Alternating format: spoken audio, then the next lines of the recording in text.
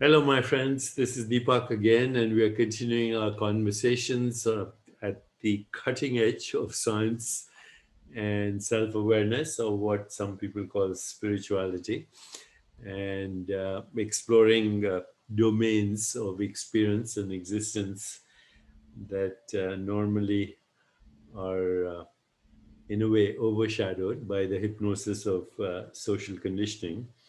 So we never actually get to the source of what we call reality or understanding or even ourself. So today my very special guest is Srini Pillay. He's an MD psychiatrist. He's from South Africa, and I've gotten to know him a little bit recently. His wife is working with us, Uma Naidu, that you may have seen on a previous interview here. We're creating something called the International Academy of Nutritional Psychiatry. Srini is also a psychiatrist, but today we are going to explore um, more than nutritional psychiatry. We're going to go into the heart of what I think could be what we call fundamental reality. So, first of all, thank you for joining me, Srini. Thanks for having me, Deepak. I've been looking forward to this conversation. So, the way I like to start is give our audience a little bit of insight into you, not your work right now, but into you, where you grow up, what were your early influences, family, education, where are you now, and Sure. how come we're having this conversation? So I think I said this to you the first time we met when you asked me if I was a psychiatrist. And I think I said I'm not sure that I'm equipped to handle identity questions in that way.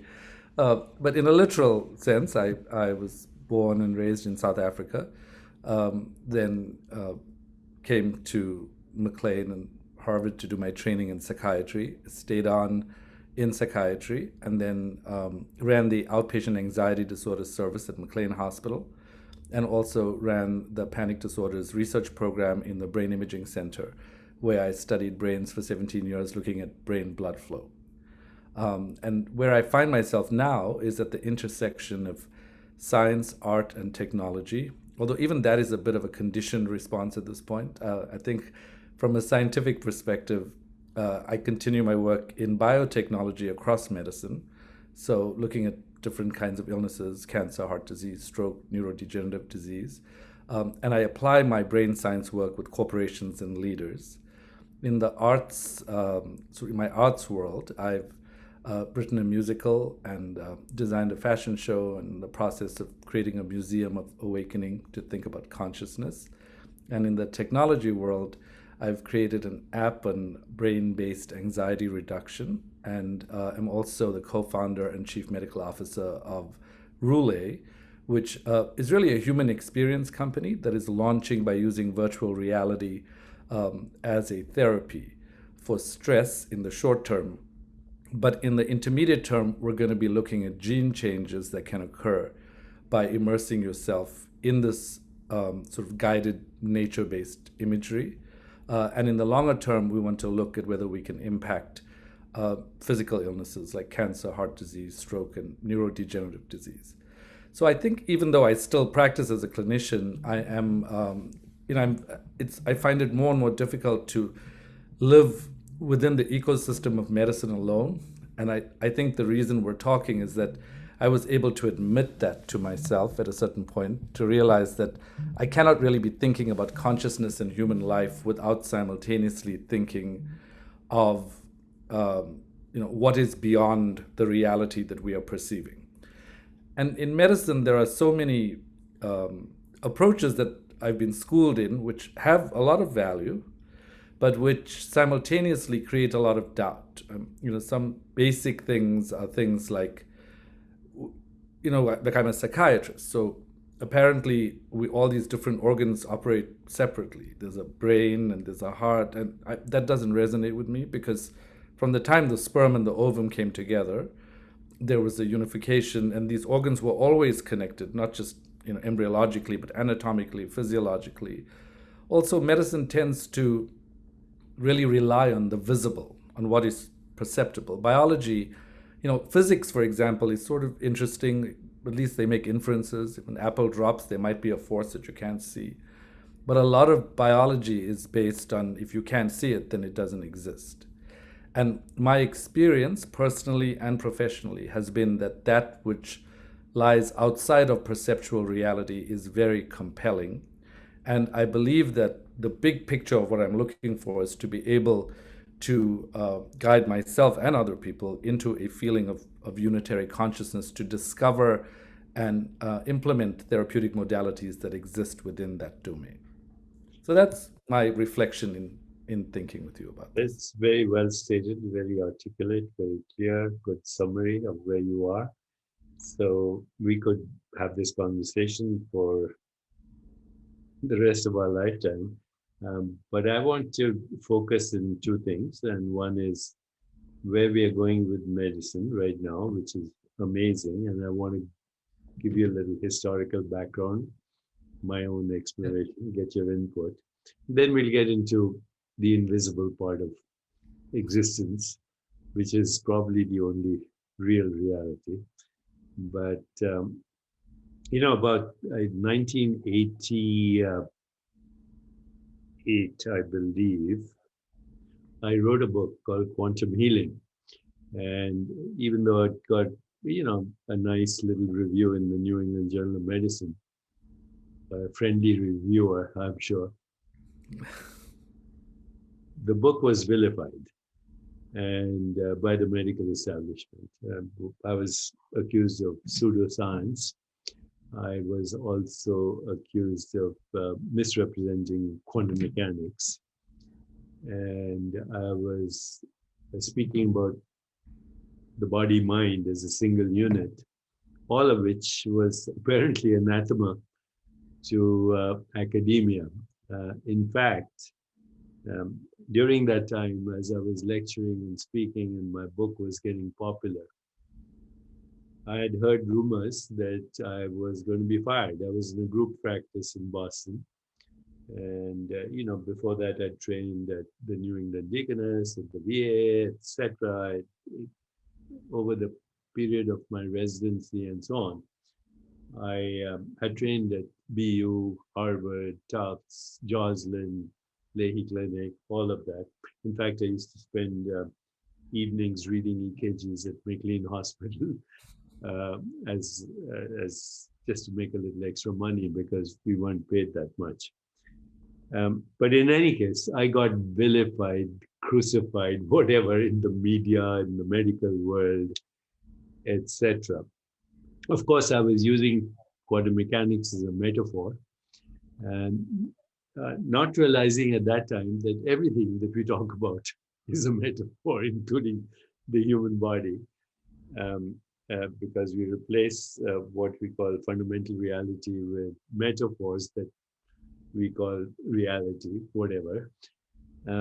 But then, we had this revolution, epigenetics, the idea that, there's inseparability between body, mind, emotions, perception, sensations, imagination, feelings, personal relationships, social interactions, just about every experience, whether it's sleep or meditation or an argument with somebody. It doesn't matter. Any experience that you have gets metabolized. Literally, the experience becomes the source of what we call the physical body mind, is actually the metabolism of experience.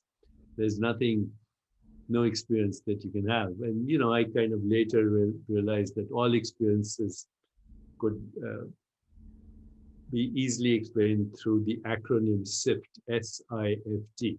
So S stands for sensations, but not just bodily sensations, but the sensation in the eye that we call color or form, the sensation in the ear that we call sound, the sensation in the tongue that we call taste, the sensation in the nose that we call smell, but also how we interpret these sensations and how we feel about these sensations and how actually aware we are of these sensations.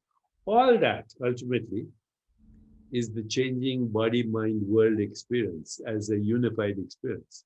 So, the changing body mind world is a modification of consciousness as SIFT, sensations, images, feelings, thoughts, sense perceptions, which, as you know, coming from the yogic tradition, are called vrittis, which is a very good word because vrittis literally means excitations or modulations or vibrations of a purely formless, fundamental, unimaginable, borderless, irreducible, fundamental reality that the Vedic tradition is called pure consciousness. And actually, now when we see epigenetic markers, we attribute actually, oh, this is what's happening. These are the epigenetic markers that are defining how the body mind is having experience, when in fact, even the epigenetic markers are an experience in consciousness. Anything appears on the screen of consciousness is actually a modified form of consciousness itself. So, in fact, what we call objective measurement is also part of the qualia experience, if by qualia we mean qualities of awareness, which are sift or vritti.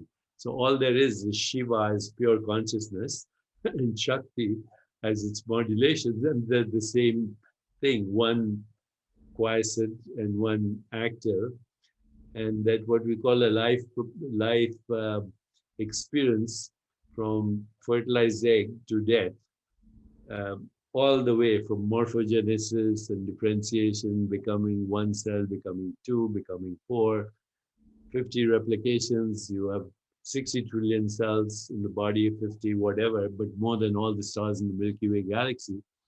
And they all appear different, right? It's only 50 replications. And my friends at Rudy, whom you probably know at Harvard, said, oh, this is all epigenetic activity that is modulating the stem cell and its divisions into what we call morphogenesis and differentiation. So now we have all this body with all these organs and tissues and cells, and they all look different.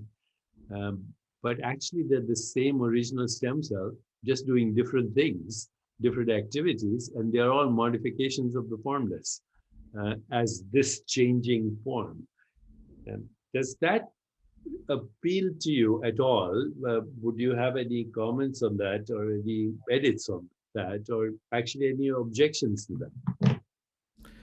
No, it's very much aligned with the way I think about things. I just want to say as a caveat, because sometimes my clarity might be misinterpreted for knowing.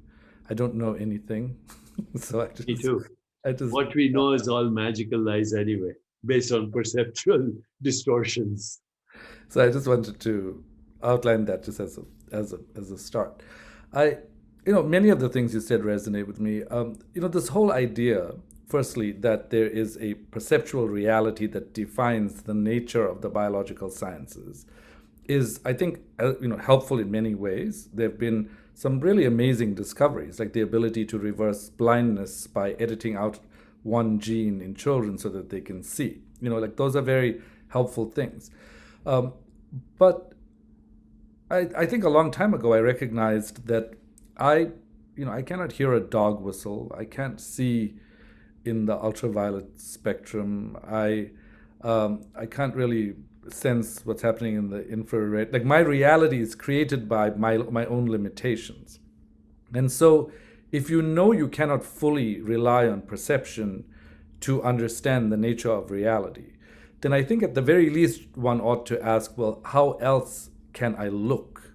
Is there another way that I can understand what goes on? And I think for me, one of the fundamental questions behind what the scenario you just presented is, well, if the epigenetics is driving that, what's driving the epigenetics? And what is this? How does one come to understand what this force is?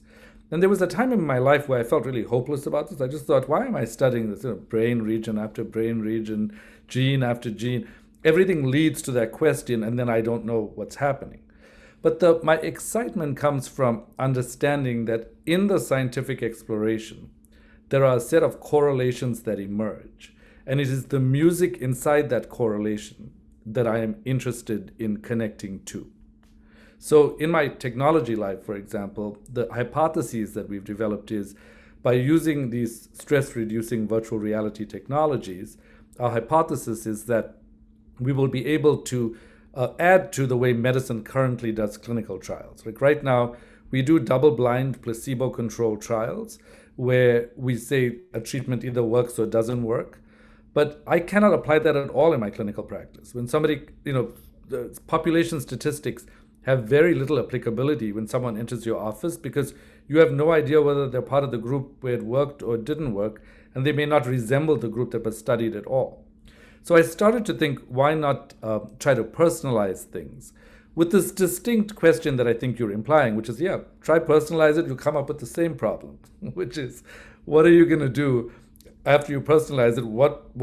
I'm studying the epigenetic effects, I'm studying the qualia, I'm looking at different ways and trying to get experts in to help us understand what's the physics behind the qualia from the viewpoint of entropy or enthalpy, or is there a way that we can understand this in a different way? But I'm acutely aware that even if we process all of this with plain correlations, so we understand that if you are a male or female of a certain age and you have this risk factor, you can adjust it in order to change something, I'm still going to come back to this fundamental question we have, which is there a way in which we can begin to know something outside of this perceptual awareness? And for me, the COVID pandemic has been very intriguing because I feel like my poetic interpretation of it is that this invisible organism has drawn my attention to the invisible and the power of what lies in invisibility. And when my attention was drawn to that, I suddenly realized there was another sensation I was feeling that correlated with much of my meditative experiences and much of what the Yoga Sutras of Patanjali are probably, in my opinion, probably one of the best books that describe the evolution of consciousness. And so, as much as I read and understood certain things through the lens of meditation, something about the opportunity that was afforded to me, it suddenly realized, wait a minute, consciousness is doing some kind of work.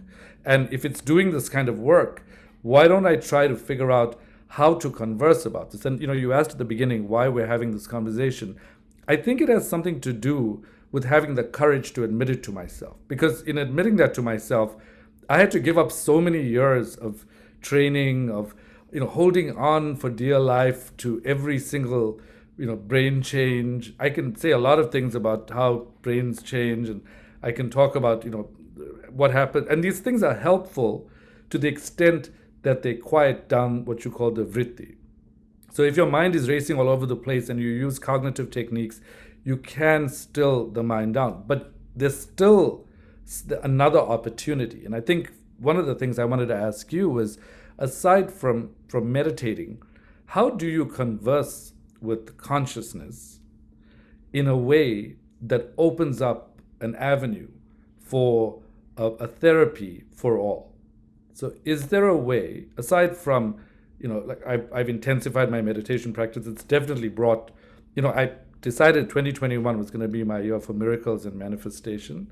And I have all kinds of peculiar practices that I engage in privately without wanting to impose them on other people. So aside from my meditation, I have the way of concretizing what's happening in the invisible is I invoke images from really all kinds of religions. So I say things like, I'm talking to the angels every morning. I ask them to perform miracles.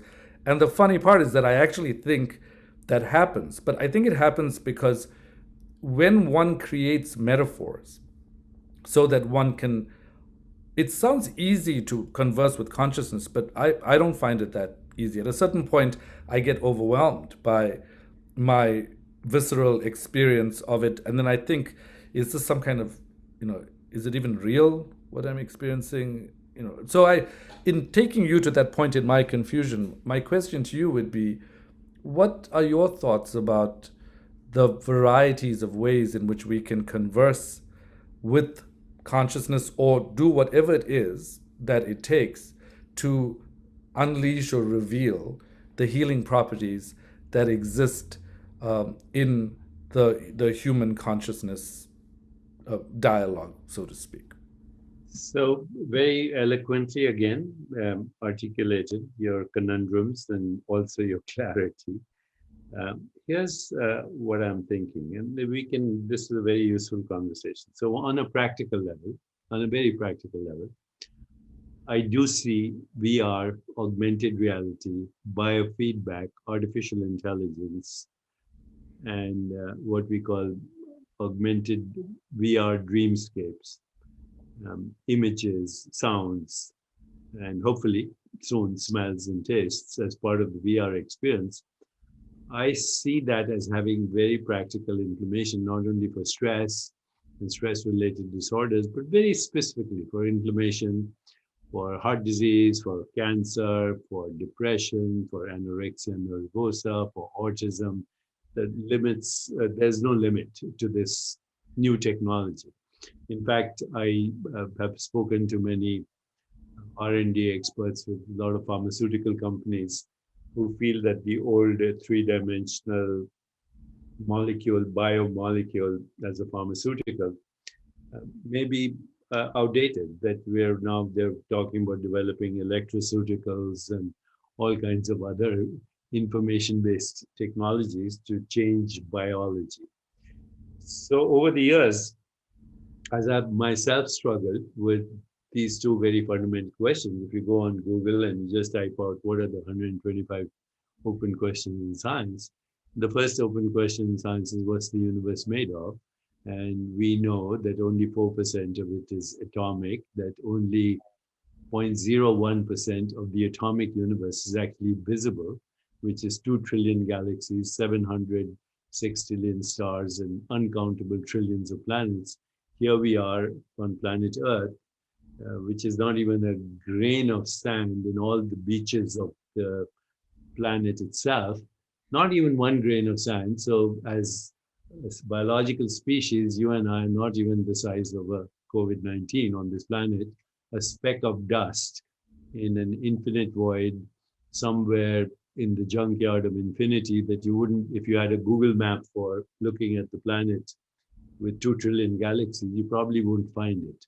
And yet there's this species here that is actually, from that perspective, totally invisible, talking about the origins of the universe and what is reality. I mean, that itself is kind of amazing to me, the arrogance, but also the impudence, but also the courage. Here we are in our mind exploring the entire universe and actually trying to figure it out. What is going on? So leave that aside. There's very practical implications of what you're doing with virtual reality. But as I've struggled with these two questions, what's the universe made of? If the visible universe is 0.01%, and that's atomic, and atoms are waves and particles that disappear when not being measured, then the only conclusion is the universe is made of nothing. And if it's made of nothing and has no boundaries, it has to be infinite, whatever that nothingness is, because it doesn't matter how far it extends, cosmic horizon. If there's a border, then it's not infinite. But if it's invisible, fundamental reality is invisible, then it has to be infinite. And everything else is a finite modification. So I started to think, since our body is part of the universe, what's it made of? The first thing is, oh yeah, matter. Then you say, oh yeah, you have Einstein behind you, that picture. And we all revere Einstein, but he was a naive realist.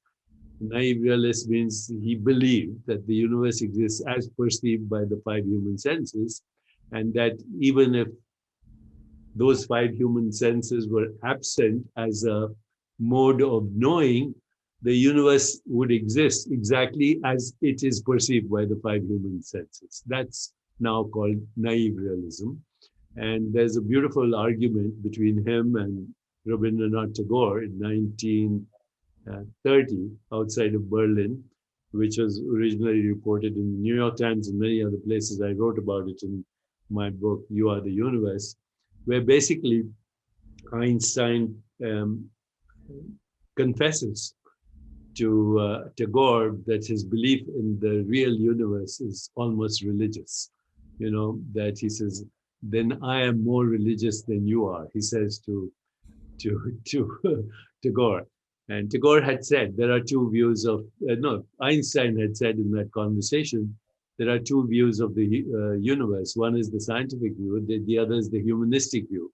And Tagore said, no, no, no, the scientific view is the humanistic view too. It's the human view. Scientific view is the human scientific view, not a crocodile scientific view or whatever. So, we get there, but when we start to talk about practical things, what's the body made of? So first thing, matter. Wrong. Energy, because E is equal to mc squared. Wrong. Information. Yeah, that gets closer. Epigenetics and modulation and morphogenesis and differentiation. These are all kind of information-based triggers, yeah, and methylation, deacetylation, whatever. We make up these names for modes of knowing and experience, then we think that's reality. When in fact, what is even epigenetics is a mode of knowing in human consciousness and a construct, like anything else. So if information is also limited, what is the body made of? And the only conclusion I could come to, it's made of nothing like everything else. And if it is made of nothing, what is the nature of that nothingness? Now, the way VR works, and if I have to lift my hand, right? The intention is mental, lifting the hand is physical. If the two are not made of the same substance, that violates all the laws of thermodynamics. What is the agent that converts the mind into the bodily experience? And so, so-called dualism is gone. Okay, Descartes was gone. It violates basic laws of thermodynamics. So you're left with only two things, matter only or consciousness only. The body is a modified form of consciousness. Otherwise, VR would not work because you're dealing with a virtual reality that we call a changing body mind, and a virtual reality that you've created that's extending the range of experience. But if the VR I'm watching and the VR that is my body is not the same substance, it won't work. So right there, we have a clue that what we're doing is, the Vedantists call this Jagat Mithya, the world appearance. But the world appearance is a VR appearance, so is your body. And your mind is also part of that because consciousness is not expressing itself infinitely. It can't all at the same time. So it's taking a species-specific mode of knowing, calling that physical reality, then using another species-specific mode of construction called VR, and calling it a different reality, and yet saying, oh, I can use this reality to modify this reality, when in fact they're both the same entity, which is the formless becoming the form. Final thing. You said you use your imagination, you summon up an angel. Okay, so right now I ask you to summon up an angel in your mind. You see an image, right? Mm-hmm. Now think of the Empire State Building, or the Milky Way galaxy, or a rainbow, or snow-clad mountains, and you're summoning up all these images. You have to return to the formless from this image to create that image.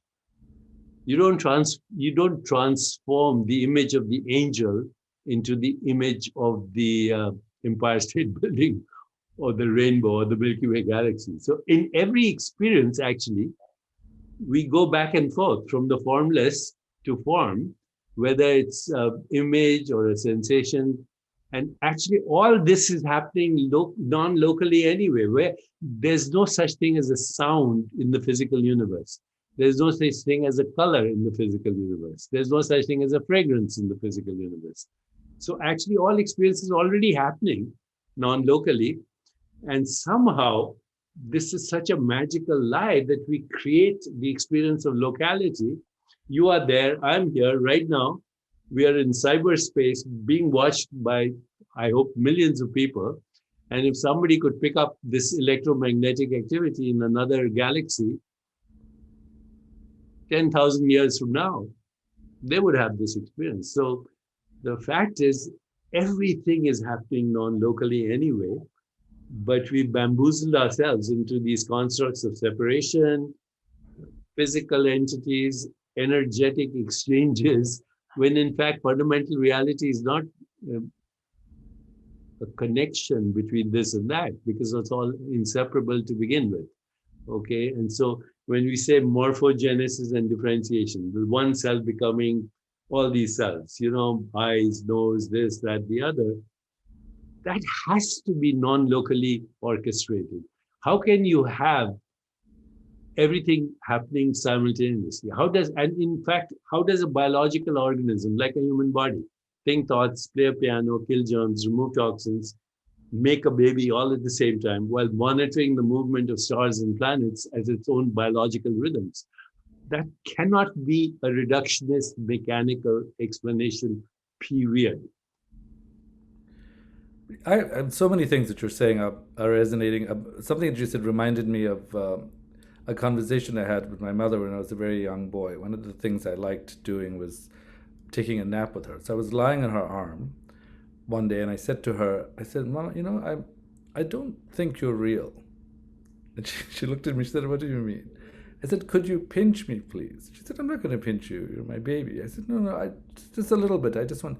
And she pinched me, and I said, "Something about your pinch also I don't completely believe."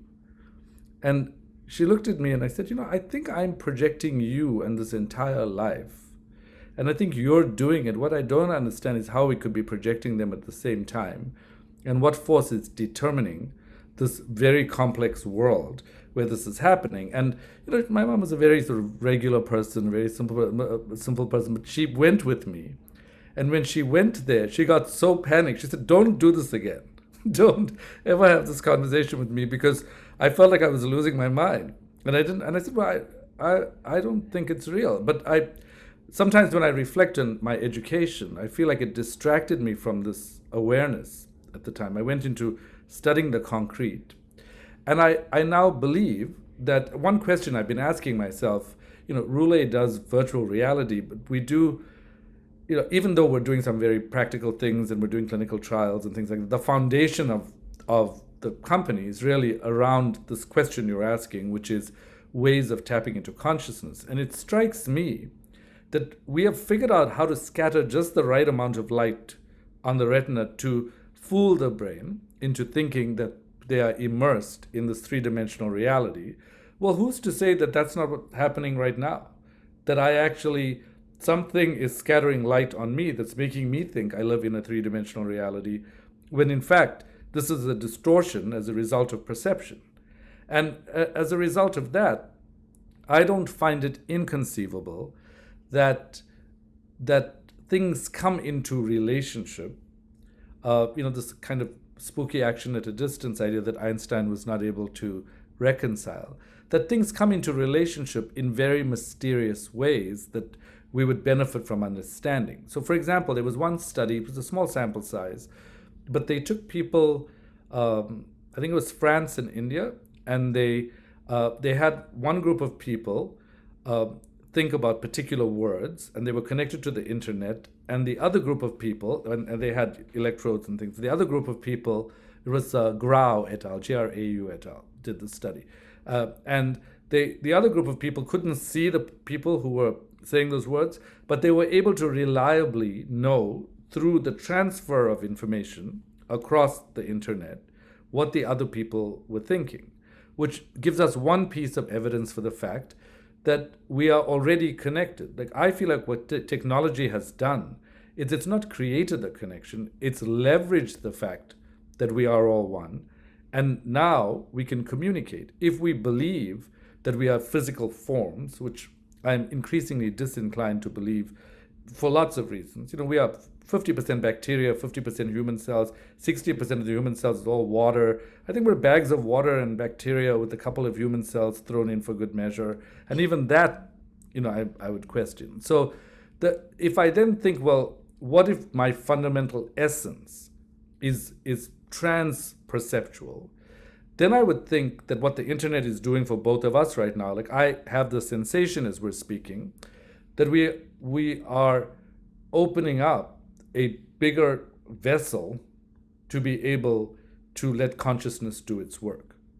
And my interest is, what are the ways in which we can work with this vessel? Like collaborations for me are about figuring out this, you go from oneness into two-ness into oneness, and sort of understanding there is a power in every collaboration in our lives that can do away with the two and add the one. And as we look at this network of collaborations that we have, I think there is a power that we can harness to be able to create the healing. And so one of the reasons I like that painting, I loved it when I saw it, was because firstly, it's done by a guy named Mr. Brainwash, so I liked that. But I also liked it because Einstein is carrying a sign that says love is the answer. And I am very, very interested in trying to understand the connections between what we call love and what we call consciousness. And I would be interested in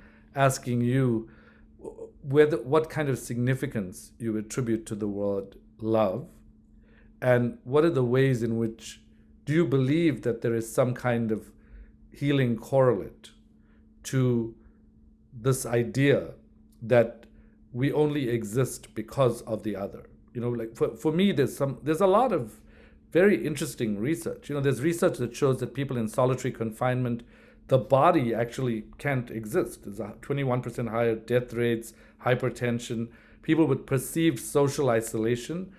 Preliminary studies show an increase in coronary calcification when you're lonely, and an increase in left ventricular hypertrophy. It's as if the body, when deliberately removed from the presence of others, actually starts to get inflamed. And so the question is it that inflammation correlates with being out of touch with consciousness? Or what is, I think one condensed question I'd love to ask you is, what is the connection between inflammation and consciousness? Okay, very good. Of course, these questions have, depending on which direction you go, you can examine your question so many ways. But here is a couple of things. When we talk about electrons, photons, infrared, ultraviolet, echo of ultrasound, we're still using metaphors. We realize that, right? That we are using metaphors for modes of human knowing and experience and interpretation of human knowing and experience in consciousness. So it doesn't matter what you're describing, it is awareness or a modified form of awareness, which is a very basic thing in Kashmir Shaivism. The world and you are awareness, period. In fact, in the Shiva Sutras, there's a meditation called meditate on your body as the universe and having the nature of awareness. Meditate on your body as the universe and having the nature of awareness. Absolutely brilliant, one sutra, right? From Lord Shiva, as of course explained by Abhinava Gupta or whoever. So, but on the level where you asked this question, which is very interesting, what is love? Is again, I go back to Tagore because he was such an amazing thinker and poet and sage and in a way a scientist and philosopher. He said, love is not a mere sentiment, it is the ultimate truth at the heart of creation. That's it. Love is not a mere sentiment, it's the ultimate truth at the heart of creation. And that is, there's one being, but many perspectives, many minds, many modes of perception, many experiences, but still one being, having these infinite modes of experience through infinite knowers. So you and I are conscious agents that we are called knowers. Now, in the old days, that would be called a soul. It's not fashionable anymore in cognitive science to use words like soul or whatever. But when I talk to people like Don Hoffman, etc., they use the word we are conscious agents, but so is every other sentient being. A plant is a conscious agent. Okay, rocks and pebbles and grain and sand and wind and air are just actually conscious agents experiencing themselves as the elements of nature. And so ultimately, it's you experiencing yourself as the world. So, with the technologies that you have, the health technologies, at least we can upgrade the illusion. Okay, we can upgrade the illusion. We say, okay, we are fictional characters in the dreamscape, but let's, instead of the dreamscape being a nightmare with climate change and war and terrorism and extinction of species and nuclear weapons and pandemics and all of that, that's a nightmare, the Kala Yuga nightmare. But we can upgrade that and make it a heavenly dream. And that's where all these technologies come. And these are very useful technologies to improve the quality of the dream. Let's upgrade it. But then, if we want to actually go beyond what is called human suffering, then we have to go a little deeper as we are upgrading the dream. Okay. So these same amazing people, Abhinava Gupta, Buddhist, Lord Buddha, Krishna, whoever, Vedanta, they say very clearly that, human suffering is the five kleshas. Number one, not knowing fundamental reality. Number two, grasping and clinging at experience, which is ephemeral and ungraspable. Which, by the way, that number 2 point is very interesting to me right now, because when you were talking about your mother, I was thinking of my mother. And, I remember sitting on her lap. I can see her face right now. I can hear her voice, even though there's no image in my brain, only electrochemical activity. I can see her face now. I can hear her voice. There's no sound in my brain. I can even smell her skin. Now, have that experience. There's no, of course, none of that in my brain, only the same electrochemical activity. Furthermore, the brain that recorded those experiences doesn't exist. So this brain is remembering experiences that I don't even remember sometimes, like how I learned to walk, but I did. How I learned to skate, how I learned to swim, how I learned the English language. I don't have any of those memories, but I must have experienced those things. And the brain that experienced those things, if the brain experienced, doesn't exist. So where is all this happening? And it can only be happening in what we call consciousness. So the five kleshas, not knowing fundamental reality, grasping and clinging at ephemeral experiences. Even the brain is an experience. How do I know there is a brain? It's a collection of qualia. It's a memory. Okay, brain is a memory like anything else. By the time you hear these words, they don't exist. By the time you actually register my image, it's over. So we're all ghosts. You said to your mother, you're a ghost. Actually, the whole world experience is a ghost. And it's a ghost of memory. And that memory includes the memory that you and I learned in medical school called a brain. But a lot of people have no idea what that is. Okay. They just go about their world bamboozled by the movie and they're stuck in it. So, third cause of human suffering, recoiling from ephemeral experiences. Fourth is confusing your selfie with yourself, your image, self-image with yourself, your ego identity. And the fifth is the fear of death. And then the Vedanta says, if you understand consciousness and you can silence the mind, stop this internal dialogue, which is expressing itself as the karmic body and the experience of the world, all your projection, go back to the source, suddenly you realize that actually you are intrinsically free of every experience, including the experience you call the body, the mind, and the world, because the awareness of the mind is not the mind, obviously. The awareness of a perception is not the perception. The awareness of the body is not the body. The awareness of the physical universe, or what we call the physical universe, is not the physical universe. So that which is so independent of its modifications, of its own vrittis, is actually intrinsically free of this, and therefore has the ability, if grounded in formless being, to create any virtual reality, because it's all virtual anyway. You can morph yourself into any experience. And at the moment we're doing it, I'm trying to do it right now with my physical body, trying to reverse my age by practicing yoga every day. If my body is made of consciousness, then hatha yoga, kriya, breathing techniques, visualization, dharana, dhyan, samadhi actually gives me the ability through sankalpa to literally reverse my biological age. And I'm not, by the way, Srini, I'm not exaggerating. I've been talking about this for 40 years. I'm now 74. If you look at my biomarkers, my blood pressure is 110/70, my heart rate is 54. I can outperform any 37-year-old. I'm 74. So, biological age does not have to match chronological age if you understand that consciousness is the only reality. But you also understand that what we call a lifespan is a program, is a software program, metaphorically speaking, coded in human consciousness as one mode of experience, when the infinite non-local awareness has infinite knowers, infinite modes of knowing, and infinite things to know. So when you get there, you are totally bewildered. And the only recourse then is to shut up and not have any more conversations. Rumi said, God's language is silence, everything else is poor translation. But then he never shut up either. So there are people like Ramana Maharishi and others who did shut up at the end.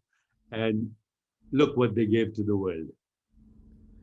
Well, I remember being really frustrated about Ramana Maharishi, and my story about Ramana Maharishi is funny. So I didn't know Ramana Maharishi at all. I was shopping at a store in Brookline, Massachusetts, and this man kept on putting these books in my shopping bag. And so I said, what are you doing? He said, no, I thought you'd be interested. And I thought, just because it's like another Indian guy, you think I'm going to want to, like, why are you putting? He said, no, I just have a feeling there's something about this person. I think you and this person's consciousness are connected. And here's a video, and you can take this home. So I took it somewhat regretfully. I was sort of wondering, why is he giving me this thing to read? And when I encountered Ramana Maharishi's energy, connection with consciousness, whatever that opened up in me, I suddenly was sort of really moved by it. I was moved by it, and I thought, there's a part of me that still does hold on to the carnal and material world. So I was sort of annoyed with the amount of silence. Like the silence can be deafening, because we sometimes escape our own delusions by creating words and pseudo meaning. And Ramana Maharishi was robbing me of my pseudo meaning at a glistening pace, and I was sort of like, this is annoying. Like, I don't want to go to a mountain, and I don't want to, like, why is this even happening to me? Like, what is this? And so it took me a while before I became accustomed to accepting and also having the architecture that could hold what I received, as if a fire hydrant was open. It was a fire hydrant of nothingness, I think. And what I was doing was, it was changing my world perceptions in ways that were threatening to me. And that's what I think, when you said those people were attacking you, and they're attacking you because you are threatening all these years of experiencing the delusion. And so I think that I am still privy to that.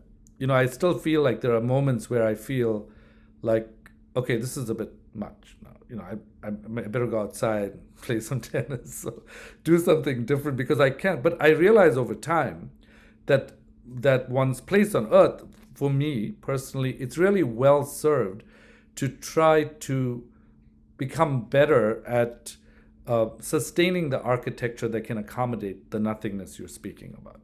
Because if you don't have the architecture, it can lead you into all kinds of wild places. I feel like in my own life, there are things where I feel like I had, it's one thing to meditate and have contact with that consciousness. It's another thing to actually be able to handle the things that it gives you. And if you don't know how to handle the things that it gives you, I feel like I have firsthand experience of, impulsive moments in my life where I feel, and then it's suddenly like, wait a minute, this is not enough to just do this. There has to be, a lot of different practices. And what you say about the reversibility of aging, for me, is a very, it's an intriguing question, and I believe it. I believe it at a concrete level. I think Elizabeth Blackburn and her colleagues in a preliminary study showed that mindfulness meditation would prevent the shortening of the telomere on the chromosome and potentially lead to these this less aging. There's now increasing studies showing that by reversing methylation, sometimes potentially by CRISPR technologies or in whatever ways you reverse it. But the reason I'm inclined to still study these effects, but I'm inclined to continue to ask you and think with you about this question of, the reason I was one of the reasons I was drawn to Rule is we started to frame it as therapy by eye, because I kept on thinking, why do you put things in people's mouths and then puncture their skin and then give them molecules? Like, what if the retina has so many relationships with the brain? What if we started to refine the idea of multisensory therapy to be able to go beyond the senses? Because as you said, the opportunity to feel like you are realistically immersed in a non-reality that is actually an exposure of your actual reality. The opportunity to live with the illusion that every day you ignore.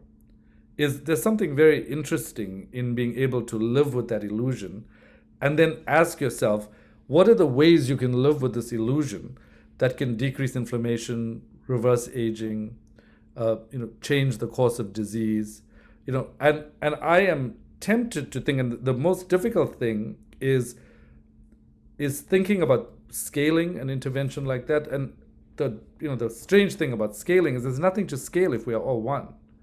So how do we actually, part of me asks, how do we create the awareness that we are one and behave in that way? And that's one of the reasons I find the current discourses on many of the challenges you mentioned polarizing, and it makes it very hard for the world to experience itself as one. It's like, no, I'm right, no, you're right, no, I've got this opinion, I like this. But so there's a part of me that feels like, should there be a testing out of how do we enhance this experience of one, and I think this notion of love is an intriguing one. One of my wishes, and I don't quite know how I'm going to achieve this. I would like to be able to start the experimental journey by convincing someone that it's worth funding an experiment where we take the electricity that is elicited by different forms of love and use it in electric cars to show to show that love energy is more effective in sustaining the life of the vehicle. Let's do, let's do that experiment. It's basically love as information in an energy field. That's what it is. Love as information in the energy field.